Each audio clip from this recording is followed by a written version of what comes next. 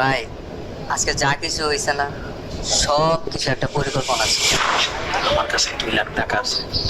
এই 2 লাখ টাকা আমরা গোপনে ওর বিছনা নিচে রেখে তারপরে বাড়ির ভিতরে একটা হুলস তুলস লাগাই দেবো যে আমি 2 লাখ টাকা পাইতেছি না। তখন সবার সন্দেহ তীর যাবো ওই গরিবের বাচ্চার দিকে।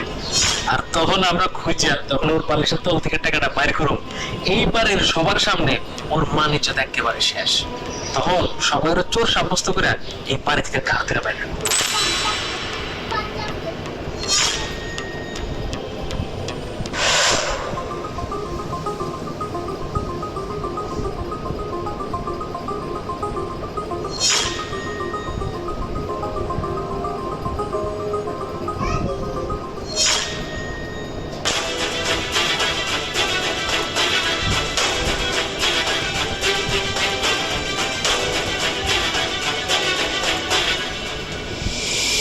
মিয়া, জানি তো এ বাসায় আসলে আমার কেউই দেখতে পারে না।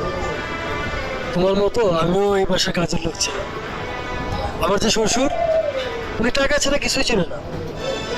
দেখলে না, বড় জামাই মেজো জামাই তার কাছে কত ইম্পর্টেন্ট, আর আমি সামান্য একজন। আসলে আমি এই বাসায় আসছি তোমার আপুর দিকে তাকায়। আপু যদি না আসতো আমি কোনোদিনই এই বাসায় আসতাম, আর তোমার আপুর কথা রাখতে এই বাসায় আসা। ভাই, আপনি আসলে অনেক ভালো একটা মানুষ। আকাশ, তুমি অনেক ভালো একজন ছেলে, মন দিয়ে কাজ করো, তুমি একদিন অনেক বড় হবে। যাও ভাই, কাজ করো।